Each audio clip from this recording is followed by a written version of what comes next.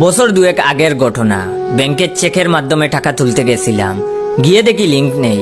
অনেকেই তীর্থের কাকের মতো বসে বসে অপেক্ষা করছে কখন লিংক বাবাজি আসবেন। একজন তো বলেই ফেললো, লিংক বাবুর কি কোনো আক্কেল জ্ঞান নাই? এত লোককে অপেক্ষা করানোর মানেটা কি? চেকটা হাতে নিয়েই দাঁড়িয়ে আছি।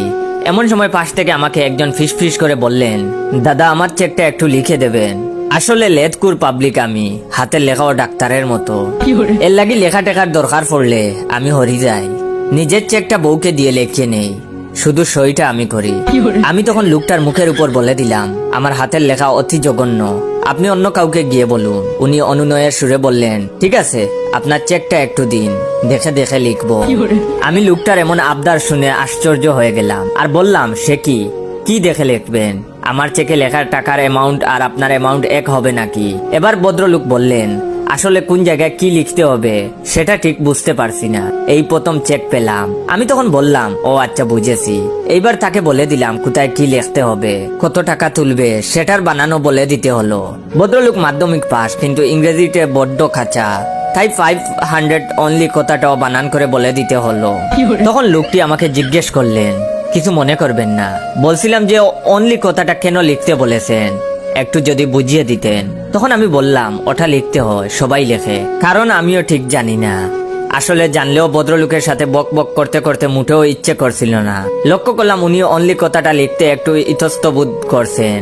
আমি রাগের মাথায় ফট করে আমার চেকটা উনার মুখের সামনে ধরে বললাম, এই যে দেখুন 25,000 অনলি, এবার বিশ্বাস হলো? এই যে দেখুন 25,000 অনলি, এবার বিশ্বাস হলো তো? লোকটি তখন গুল্লা চুপ করে আমার চেকটা ভালো করে দেখলেন। ততক্ষণে লিংক চলে এসেছে, লাইনে দাঁড়িয়ে পড়েছি।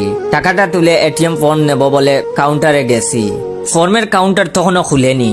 হঠাৎ দেখি ক্যাশ কাউন্টারের কর্মচারী একটি লোককে খুব মেজাজ দেখাচ্ছে। কৌতূহল বশত গিয়ে দেখলাম যে ভদ্রলোক আমার কাছ থেকে চেক লিখে নিয়ে গেলেন, চেকটা হাতে নিয়ে বেকুবের মতো দাঁড়িয়ে আছেন, যারটা তাকেই দেওয়া হচ্ছে।